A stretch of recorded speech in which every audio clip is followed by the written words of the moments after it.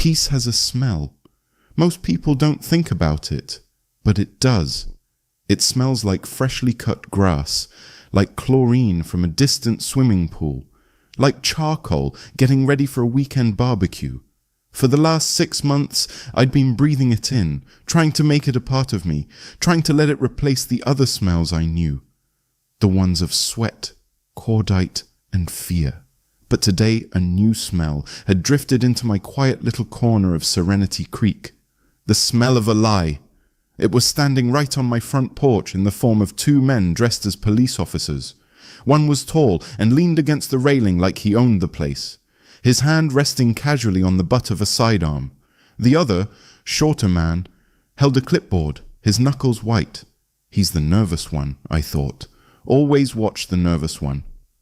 "Sir," the nervous one said, clearing his throat, "we received a complaint from one of your neighbors about some concerning activity." I just nodded, letting the sweat from my afternoon workout cool on my skin. I could feel the dampness of my grey t-shirt clinging to my back. My eyes didn't leave theirs. I looked at the shiny badges pinned to their chests, at the crisp blue uniforms, at the standard issue sedan parked at my curb. Everything looked right, almost. But when you've spent 15 years learning that your life depends on the little things, you see them everywhere. It started with the shoes. It always starts with something small. They weren't standard issue patrol boots. They were cheap, military-style combat boots you could buy at any surplus store. The shine on them was too bright, the leather uncreased by long hours on your feet. That was the first thread I pulled, and the whole uniform began to unravel in my mind. The fabric was a shade too light, the material too stiff. The belts they wore were thin, commercial-grade leather with flimsy nylon holsters that no real cop would ever trust his life with. The car, a good replica, I'll give them that. But it was missing the small forest of communication antennas on the trunk, and I could see the ghost of a rental company sticker on the inside of the windshield. It was a checklist that ran through my head in less than a second. A silent, automatic process that had kept me alive in places where a mistake meant you never came home. Shoes, wrong. Uniform, wrong. Gear, wrong. Car, wrong. Then I saw the most important clue of all, the tell. As the tall one spoke, his eyes flickered. Just for a moment. He wasn't looking at me. He wasn't looking at my makeshift workout station in the backyard, the source of the supposed concerning activity. He was looking next door, at the quiet, unassuming little house belonging to Dr. Samuel Finch. A little sparrow of a man who kept to himself and looked like he might be scared of his own shadow. And that's when I understood. I wasn't the target. I was the excuse. My mind immediately jumped to the one person in this neighborhood who would have the nerve to pull a stunt like this. The one person who treated Serenity Creek not as a community, but as her own private kingdom. Eleanor Vance, the queen bee of our homeowners association. My name is Jack Corrigan. In another life, in another world, my brothers in the Navy SEALs called me Ripper. I came here to bury that man, to let him rest. All I wanted was to be left alone. But Eleanor, with her porcelain smile and iron fist, didn't like things she couldn't control. And she definitely couldn't control the quiet 6'3" veteran who kept to himself and could run 5 miles before her morning alarm went off. I brought my attention back to the men on my porch. I pulled out my phone, angled it slightly, and pretended to check a message. The camera was now recording. "A complaint?" I asked, my voice even. "From who?" "That's confidential," the tall one said, trying to sound intimidating. "Just keep the noise down. Keep your activities to a minimum. People want to live in peace here." Another glance at Finch's house, a longer one this time. "Of course," I said, my thumb swiping across the screen. "I'm all for peace. Can I get your names and badge numbers for my own records?" The air grew thick. They exchanged a look, a flicker of panic in their eyes. In their world, civilians were supposed to be scared. They were supposed to apologize. They weren't supposed to ask for credentials. The nervous one stammered a fake name. The tall one just stared at me, his jaw tight. "Thank you," I said calmly. "I'll be sure to follow up with the county sheriff's department to thank you for your time." That was it. The final straw. The tall one gave me a look that was pure ice, a look that promised this wasn't over. Then they turned without another word, walked stiffly back to their fake police car, and drove away. I stood on my porch for a long time, watching them go. The peaceful smell of cut grass was gone. Now the only thing I could smell was trouble. My war was supposed to be over, but it seemed the war had followed me home. I stepped back inside my house and locked the deadbolt. The solid thunk of the bolt sliding home used to be a sound of security, a signal that the world was shut out, and this was my sanctuary. Now it just felt like I was locking myself inside the arena. My war was supposed to be over, but that was a fool's hope, wasn't it? The world doesn't just let men like me retire. It finds new battles for us. I walked into the kitchen, my mind no longer the quiet refuge I'd been trying to cultivate, but a whirring tactical operations center. The switch had been flipped. The part of me I'd tried to suppress, the part that analyzed, strategized, and survived, was now fully in control. Ripper was awake. I sat down at the table and pulled up the video I'd taken on my phone. I watched it 3 times. The first time, I just confirmed what I already knew. The second time, I focused on their body language. The way the tall one shifted his weight, a classic sign of impatience. The way the nervous one kept touching his face, a tell for deception. The third time, I focused only on the background, and there it was, unmistakable. Through the gap between their bodies, I could see the front window of Dr. Finch's house. For a split second, a curtain twitched. My neighbor had been watching. He was scared. I picked up my phone and made a call. There was only one number in my secure contact list. It rang twice before a familiar, no-nonsense voice answered. "Don't tell me you fell off your fishing boat again, Jack." "The fish are biting back, Mark," I said. "I'm sending you a video file and a license plate. Virginia tag, 7-character alphanumeric. Run it for me, quietly." "What kind of trouble are you in now, Corrigan?" Mark Dawson asked. The concern in his voice was real. We'd been through too much together for it to be anything else. "Not sure yet," I admitted. "Started as an HOA complaint. Ended with 2 men pretending to be cops. Check the video. Tell me what you see." "On it," he said. "Stay put. Don't do anything stupid." I hung up, knowing full well I was about to ignore that last piece of advice. Stupid is a relative term. For the next hour I went to work. In the back of my hall closet, there was an old duffel bag, my go bag. It was supposed to be a relic, a security blanket from a past life. Now it was my toolbox. I pulled out 3 small, dark miracles of modern technology, wireless, high-definition cameras, no bigger than my thumb. One went into the plastic flamingo in my front yard, a tacky welcome gift from the HOA that I now found incredibly useful. It had a perfect, unobstructed view of Eleanor Vance's pristine colonial-style house across the street. The second one I placed in the branches of the old oak tree on my property line, camouflaged with a bit of dirt and tape. It gave me a clear shot of the street in both directions, and a bird's-eye view of Dr. Finch's front door. The last one was for my own perimeter. I was a target now, even if I was just the secondary one. I spent the rest of the day in my office, a laptop open to the live feeds. The view was a tapestry of suburban tranquility. A mail truck made its rounds. A teenager on a skateboard wobbled by. Kids played in a sprinkler down the street. It was all a perfect camouflage. But I knew that underneath the calm surface, an undertow was pulling. Late in the afternoon, I saw the first anomaly. A black van pulled into Eleanor's driveway. Speedy Plumbers was written on the side in cheerful red letters, but the 2 men who got out weren't plumbers. They were both built like linebackers, with hard faces and the watchful eyes of men who were paid to notice things. They carried a heavy-looking toolbox inside. They stayed for exactly 28 minutes and left with the same toolbox. Plumbers don't make house calls that short. Meanwhile, life at Dr. Finch's house was a study in fear. The man barely left his home. Around 4 p.m., his front door cracked open. His hand, thin and pale, darted out to grab the mail before retreating as if the sunlight might burn him. He was a prisoner in his own home. He knew he was being hunted. Eleanor Vance held her phone so tightly her knuckles were white, matching the sterile white walls of her office. The voice on the other end of the encrypted call was calm, which made it all the more terrifying.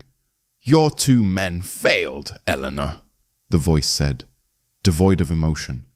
"He wasn't what we expected," she said, her own voice tight. "I ran a background check. He's retired military. That's all it said. Just some grunt."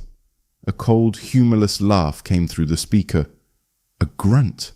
Eleanor, your grunt is Jack Corrigan, Navy SEAL Team 6. They don't just retire.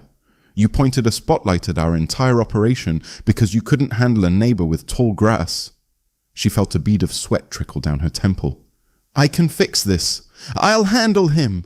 "No," the voice commanded. "You will do nothing. You will stick to the plan. Your job is to keep the neighborhood quiet and provide logistical support. Nothing more. The asset is to be acquired in 48 hours. If your neighbor interferes, our retrieval team will handle him. And if they have to do that, you will be held responsible for the complication. Do you understand?" "Yes," she whispered. "Good. Don't make us clean up your mess again." The line went dead. The next morning I woke before the sun. Routine is an anchor in chaos, so I laced up my running shoes. The air was cool and damp. As I stretched on my driveway, the world felt peaceful, normal. For a moment, I almost let myself believe that I had imagined it all. Then I walked over to my truck, and I saw it. All 4 tires were flat, not just low on air. They were slashed, deep, angry gashes in the sidewalls. A professional job, quiet and efficient. It wasn't random vandalism. It was a message. We can get to you. We know where you live. You are vulnerable. I stood there, looking at the damage. I didn't feel fear. I didn't even feel surprise. What I felt was a cold, quiet anger taking root in my gut. This was a classic intimidation tactic, designed to make the target feel helpless, to make them question their safety, to make them back down. They had made a serious miscalculation. They thought this would make me afraid. Instead, it just confirmed my resolve. I was pulling out my phone to call a tow truck when it rang in my hand. It was Mark. "Jack," he said, his voice grim. I could tell he hadn't slept. "You need to listen to me very carefully." I leaned against the fender of my wounded truck. "I'm listening." The plate was a ghost, registered to a shell corporation that dissolved 6 months ago. The 2 men in your video, we got a tentative ID on one of them. Ex-Ranger, bounced out for misconduct, been working as a private contractor in some very grey areas ever since. These are not amateurs. "Tell me something I don't know, Mark," I said, my eyes drifting toward Dr. Finch's house. There was a pause on the other end of the line. I heard the faint clicking of a keyboard. "All right, here it is," Mark said, his voice dropping lower. "This is unofficial. You did not hear this from me. Homeland Security and the NSA have been tracking chatter for weeks. A major black market tech auction is about to go down. The centerpiece is a next-gen AI drone guidance system. Groundbreaking stuff. The kind of tech that changes the rules of modern warfare." I felt the last piece of the puzzle slide into place. "The lead scientist on that project went off-grid about a year ago," Mark continued. "Took a big chunk of the source code with him. He's been living in seclusion, trying to finish his work before the wrong people find him." My gaze sharpened on my neighbor's house, on the twitching curtain in the window. "Mark," I said slowly, "what's the scientist's name?" Mark hesitated. "Jack, you need to stay out of this. Call the local sheriff. File a report. Let the official channels handle it. You're in over your head." "What's his name, Mark?" I repeated, my voice firm. I heard him sigh, a sound of deep resignation. The internal file name for the asset they're trying to acquire. They're calling him the Finch. I closed my eyes. The undertow. It wasn't just pulling at me anymore. It had me. It was dragging me down into the cold, dark deep. "Jack, are you there?" Mark's voice was tinny, distant. "Listen to me. This is bigger than you. Let it go."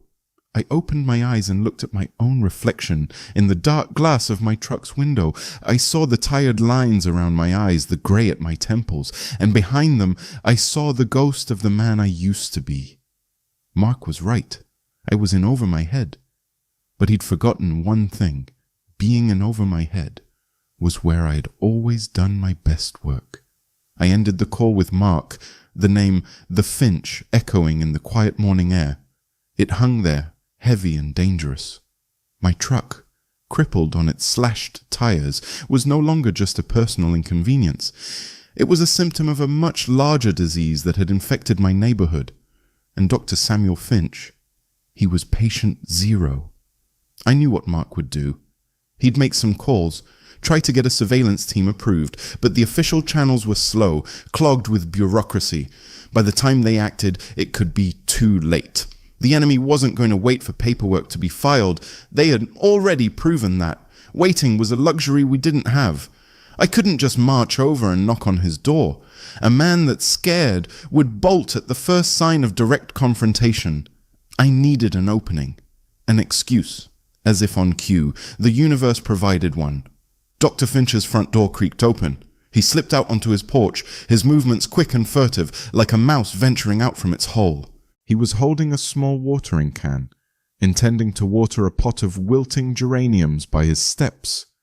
It was such a small, normal act in the middle of an utterly abnormal situation. It was his attempt to cling to a life that was slipping through his fingers. He saw me standing by my truck, saw the flattened tires. His eyes, magnified by his thick glasses, widened in what looked like a mixture of pity and fear. This was my chance. I didn't move towards him. I let him come to me. After a moment of hesitation, he shuffled across his lawn, the watering can swinging nervously in his hand. "Trouble with your truck?" he asked, his voice barely a whisper. I looked from the ruined tires to his pale, worried face. "You could call it that," I said, keeping my voice low and even. "But I don't think this is about my truck. And I don't think the two men who paid me a visit yesterday were real cops, do you?" Dr. Finch flinched as if I'd struck him. He looked around wildly as if the trees themselves were listening. I don't know what you're talking about." "Yes, you do," I said, not unkindly. "I saw you watching from your window. You're scared. I get it. But being scared and being alone are two different things. You don't have to be alone in this." He stared at me, his mind clearly at war with itself. The instinct to hide, to deny everything, was battling the desperate need for an ally, for a lifeline. After a long, silent moment, the desperation won. "Please," he whispered, his shoulders slumping in defeat. Can we talk inside? Not at my house." "My place," I said with a nod. "Let's go." I led him into my kitchen. The room that was supposed to be the heart of my peaceful retirement now felt like a makeshift command center. I poured him a glass of water, which he took with a trembling hand. He sat down at my kitchen table, a small, brilliant man caught in a very large, dangerous game. "They've been watching me for months," he began, the words tumbling out now, a dam of fear finally breaking. "First, it was just strange cars, then emails that vanished from my server. I thought I was being paranoid, a side effect of my work." "What is your work, Doctor?" I asked gently. He took a deep breath. "I design control systems for unmanned aerial vehicles, drones." He looked up at me, his eyes pleading for understanding. "But it's more than that. It's not about controlling one drone. It's about creating a mind for thousands of them, a collective intelligence, a swarm." I kept my face impassive, but I felt a chill run down my spine. I knew enough about modern warfare to understand exactly what he was talking about. I call it Project Nightingale," he continued, his voice gaining a bit of energy as he spoke about his creation. "Imagine 1,000 drones, the size of birds, moving as a single intelligent organism. They could map a disaster zone in minutes, find a lost hiker in a dense forest. The potential for good is immense." "And the potential for bad?" I prompted. His face fell. "In the wrong hands, it makes conventional air defense almost obsolete. You can't shoot down 1,000 targets at once. It's not a weapon, it's a plague. My company, Omnicorp, was developing it under a DARPA grant, but then they were bought out by a shell corporation with ties I couldn't trace. I discovered their plan was to sell the system, my work, to the highest bidder on the black market. Not to our government, to anyone." He was wringing his hands now. "I couldn't let that happen. It would be a catastrophe. So I ran. I took the core encryption keys and the heart of the AI framework with me. I came here, hoping to lay low, to finish the work and find a way to get it to the right people. And they found you," I finished for him. He nodded miserably. "This woman, Eleanor Vance, the head of the HOA. She must be one of them. She controls everything here. It's the perfect place to hide someone, or to corner them." He finally looked me straight in the eye. "I saw you with those men yesterday, on your porch. You weren't scared of them. You were analyzing them, like a scientist studying a specimen. Who are you, Mr. Corrigan?" The question hung in the air between us. It was the crux of the matter, the moment of truth. "My name is Jack Corrigan," I said, leaning forward slightly. "And for 15 years, I was a Navy SEAL. My job was to go to dangerous places and deal with dangerous people." I let that sink in. It's not my job anymore, but that doesn't mean I've forgotten how. A flicker of something I hadn't seen before appeared in Dr. Finch's eyes. Hope. It was fragile, but it was there. "But why would you help me?" he asked, his voice full of disbelief. "This isn't your fight." I thought about my quiet street, about the smell of cut grass, about the life I had tried to build. I thought about the men who had stood on my porch and lied to my face, and the cold-blooded organization that sent them. "They brought the fight to my front door," I said simply. "That makes it my fight." I stood up. The time for talking was over. The time for action had begun. "Dr. Finch," I said, and my voice held a command it hadn't used in a long time. "You did the right thing coming to me. But you're not going back to your house. It's compromised. You're staying here. Go back, quickly, and pack one bag. Only the essentials. Your medication, a change of clothes, and most importantly, doctor, bring the data. Bring every last bite of it." He looked at me, a brilliant scientist being given orders by a man he'd met less than an hour ago. He saw the certainty in my eyes, and for the first time since I'd met him, he didn't look like a mouse. He looked like a man who had finally found a weapon to fight back with. He nodded, a new resolve on his face. "Okay." As he hurried out the door to do as I'd asked, I looked around my quiet suburban kitchen. The game had changed. It was no longer a one-man reconnaissance mission. It was now a two-man stand. And the enemy was coming. The moment Dr. Finch returned, clutching a single black backpack to his chest like a holy relic, the world outside my windows ceased to exist. The 50 feet of manicured lawn separating his house from mine might as well have been a mile of hostile territory. I watched from my doorway as he scurried across, his small frame silhouetted against the fading afternoon light. Every shadow seemed to lengthen. Every rustle of leaves sounded like a footstep. He practically fell inside. I shut the door behind him, the heavy thud of the deadbolt echoing in the sudden quiet of the house. He leaned against the door, breathing heavily, his eyes wide with a mixture of fear and adrenaline. "The drive," he panted, patting the backpack. "It's all here." "Good," I said, placing a steadying hand on his shoulder. "You did well, Doctor. Now the real work begins."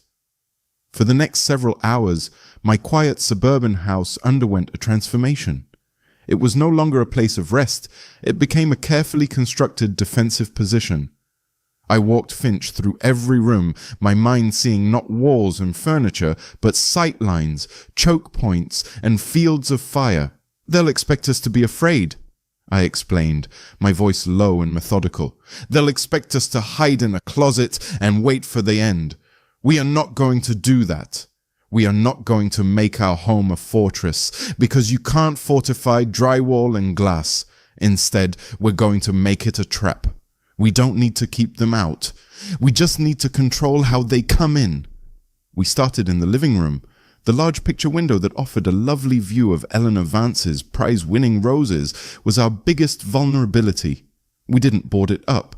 Instead, we moved my heavy leather sofa and a solid oak bookcase, creating a narrow channel leading from the window into the center of the room.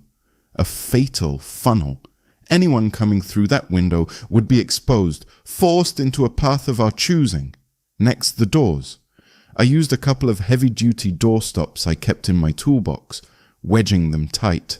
This won't stop a battering ram, I told Finch, who was watching with wide, studious eyes. But it will stop a simple kick-in. It will make noise and it will cost them time. Time is a resource. Right now, it's the most valuable one we have. We went through the house, room by room. We drew the blinds, but I left a tiny, almost invisible slit in a few of them, creating concealed observation posts. I took down the small decorative mirrors from the hallway walls. In the dark, a flash of movement in a mirror could give away a position. My position. It was in the kitchen that Dr. Finch's own genius began to surface. He was no soldier, but his mind saw systems and connections where others saw appliances. "The power?" he said, his voice less shaky now that he had a problem to solve. "They'll cut the main power to the block to disable any standard security system and plunge us into darkness." "I expect they will," I agreed, "but the house's internal wiring, if we reroute the circuit for the outdoor floodlights through this old kitchen timer," he said, pointing, "we could set them to turn on after the main power goes out. It would be unexpected. It would ruin their night vision." I looked at the small, brilliant man and felt a surge of respect. He was a fighter, just with different weapons. "Doctor," I said with a genuine smile, "that's a hell of an idea. Let's get to work." For the first time, I saw Finch smile back. He was no longer just a terrified asset. He was part of the team. He had agency. He had a role in his own survival, and that was more comforting than any weapon. As we worked, a strange sense of camaraderie formed between us, the hardened SEAL and the reclusive scientist bound by a common enemy. We were a two-man army preparing for a siege in the heart of suburbia. A man known only as Silas looked at the three other men in the back of the van.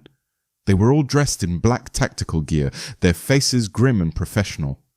On a tablet in his hands, a satellite map showed the layout of Serenity Creek. "All right, listen up," Silas said, his voice a low growl. "The target package is two-part. Primary is the asset, the scientist, Finch.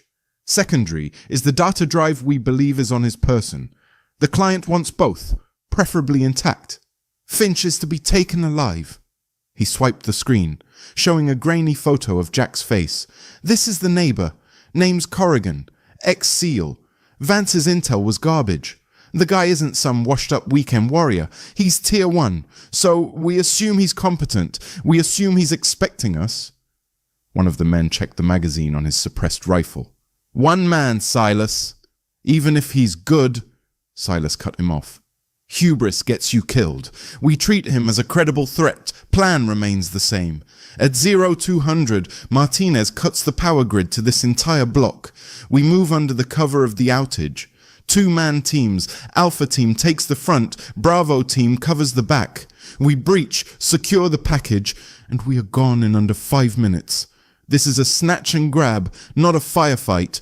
We use non-lethal rounds first, but if Corrigan becomes a problem, you have authorization to solve it. Permanently. Any questions?"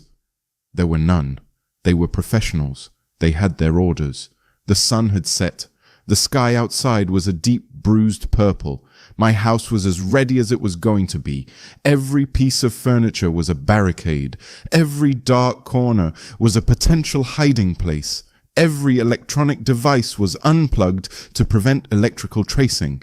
We sat at the kitchen table, which we had moved into the center of the living room. It was our command post. Between us lay a hastily drawn map of the house. "Okay," I said, my voice a low whisper in the quiet room. "When they come, you go here." I pointed to the master bathroom on the map. "It's in the center of the house. No windows, one solid wood door. It's the most defensible spot. You lock yourself in and you do not come out, no matter what you hear. Understand?" Finch nodded, his face pale but determined. "What about the data?" I pulled a small cheap USB drive from my pocket and slid it across the table. "This is the data," I said. "It's a dummy, full of junk code. Keep it on you. If they get to you, you give them this. It might buy us some time." I tapped a loose floorboard near my feet. The real drive, the one Finch had brought over, was safely hidden beneath it. The final piece was communication. I took out my secure satellite phone and called Mark. "They're coming tonight, Mark," I said, wasting no time. "I need a promise from you. I need your team for cleanup, not for the fight. Have them set up a quiet 2-block perimeter. No lights, no sirens. They are not to approach the house until they get the go signal directly from me. If they come in hot, Finch could get killed in the crossfire. Do you copy?" I could hear the frustration and worry in his sigh. "Jack, this is insane. Let us handle it." "You handle it your way, and Finch is dead," I said flatly. "My way. He has a chance. Your call, Mark." There was a long, tense pause. "All right, Jack," he finally conceded. "Your way. Just stay alive, you stubborn son of a bitch." I ended the call. That was it. We were on our own. We turned off the last lamp. Darkness enveloped us, thick and heavy. The only light came from the faint glow of the moon, filtering through the slits in the blinds. The sounds of the house settled around us. The hum of the refrigerator, the creak of the floorboards as the house cooled. Every sound was magnified. Every shadow seemed to hold a threat. Finch sat across from me, his breathing shallow but steady. The fear was still there, but it was now tempered with a kind of defiant resolve. We didn't speak. There was nothing left to say. We were 2 soldiers in a trench, waiting for the whistle to blow, waiting for the enemy to come over the top. We waited. The minutes stretched into an hour, then another. The clock on the wall ticked past midnight, then 1 a.m. My senses were fully alive, processing every bit of information. The distant rumble of a truck on the highway, the rustle of a raccoon in the bushes outside, the rhythmic ticking of the grandfather clock in the hall. Ticking, ticking, counting down to the inevitable. Then, at precisely 2 a.m., it happened. Click. It was a small sound, but in the profound silence, it was as loud as a gunshot. The low hum of the refrigerator died. The digital display on the microwave vanished. The entire block was plunged into absolute pitch-black darkness. Across the table, I could just make out the silhouette of Dr. Finch taking a sharp, deep breath. I leaned forward, my voice a barely audible whisper in the black. "Showtime!" The word was a ghost in the absolute darkness. The house, moments ago a humming sanctuary of low-level electricity, was now as silent as a tomb. The sudden absence of sound was a weapon in itself, designed to disorient, to heighten fear. For me, it was an old friend. Darkness and silence. That was my natural habitat. I could hear Dr. Finch's sharp intake of breath across the table. I gave a quick, low whistle, a signal we had practiced. It meant, "Stay put, I'm moving." I rose from my chair without a sound, my stockinged feet making no purchase on the hardwood floor.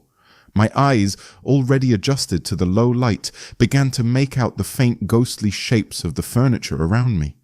My heart rate was steady.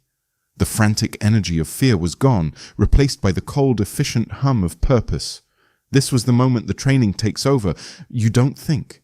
You just are. Thump. It came from the back of the house, the kitchen. Bravo team. A soft, heavy sound, like a boot kicking a door. A test, trying to see if it was locked. A moment later, a faint scratching sound came from the front door. Alpha team. They were picking the lock. Smart. Quieter than breaking it down. They thought they were being stealthy.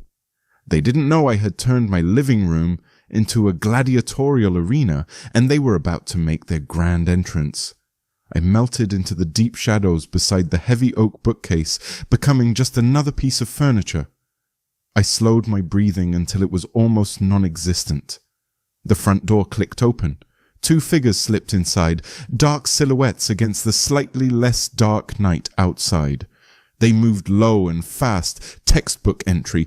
One peeled off to the left, the other to the right. Their suppressed rifles held at the ready. They were pros. But they were moving into a space I knew better than they did.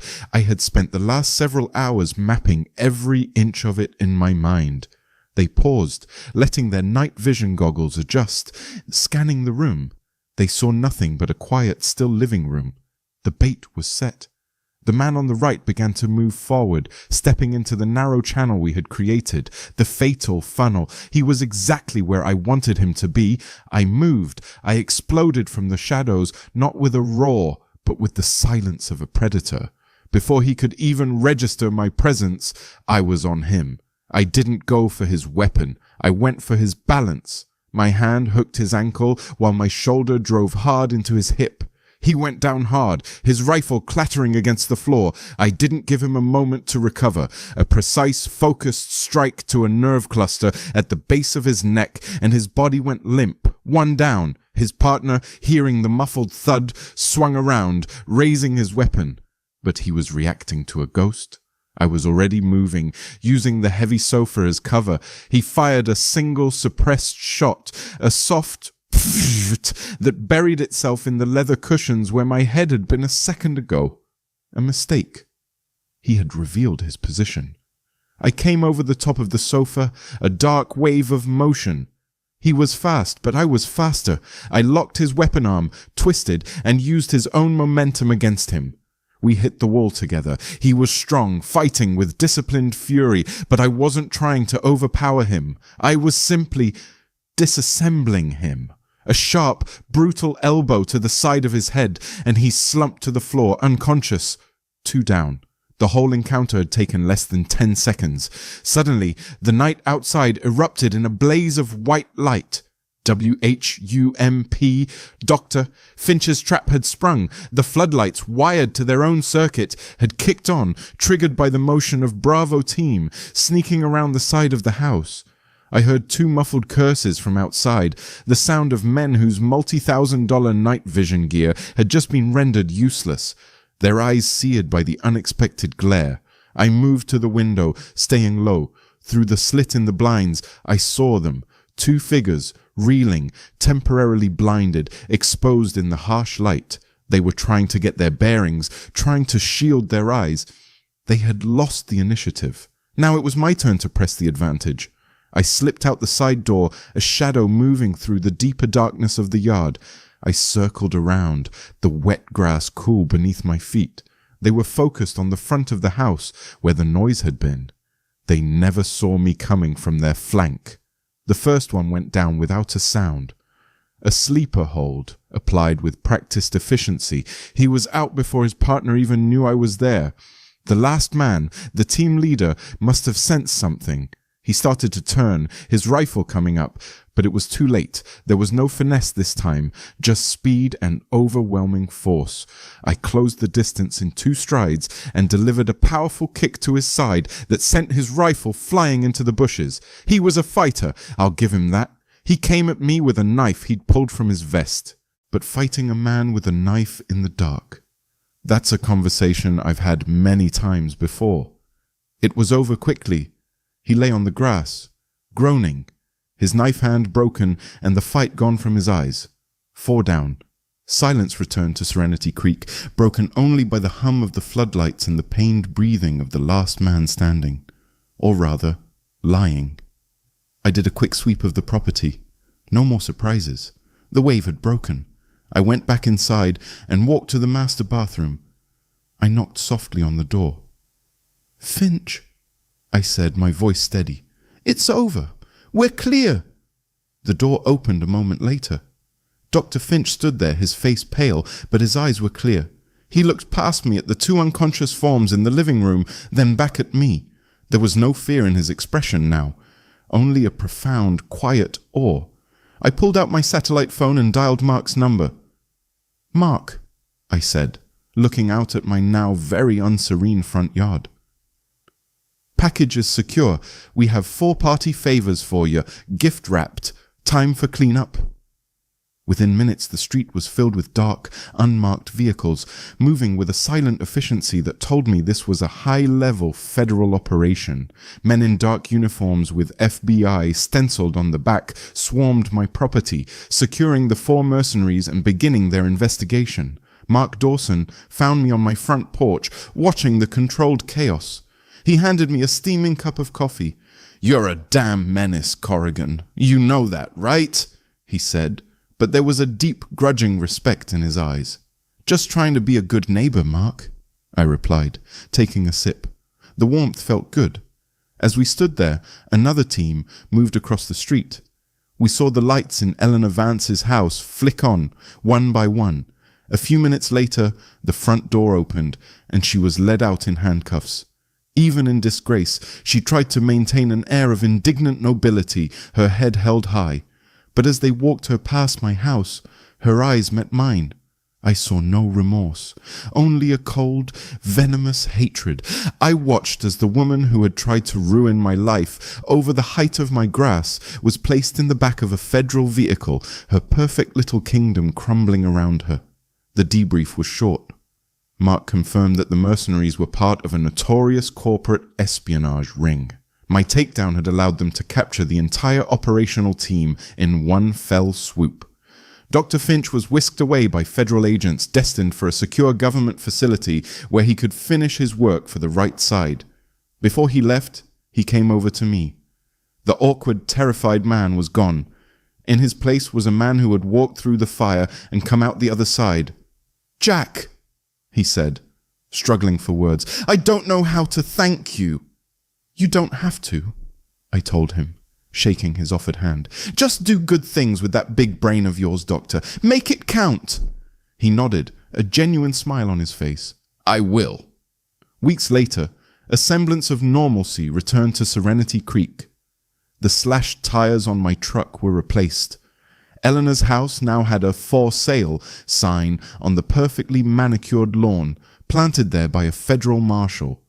The neighbors whispered for a while, trading wild theories, but eventually the rhythm of suburban life took over again. I found myself sitting on my front porch more often. The silence no longer felt unsettling. It felt earned. I'd come here thinking I needed to escape the war, to bury the part of myself that was Ripper. I was wrong. I didn't need to bury him. I just needed to give him a better mission. My skills weren't a curse. They were a tool. And for the first time I had used them not to destroy, but to protect, to defend a small patch of peace against the chaos that was always trying to claw its way in. The war hadn't followed me home. My duty had, and I had answered the call. I leaned back in my chair and took a deep breath. The air smelled of freshly cut grass and blooming roses. It was the smell of peace, and for the first time it felt like my own.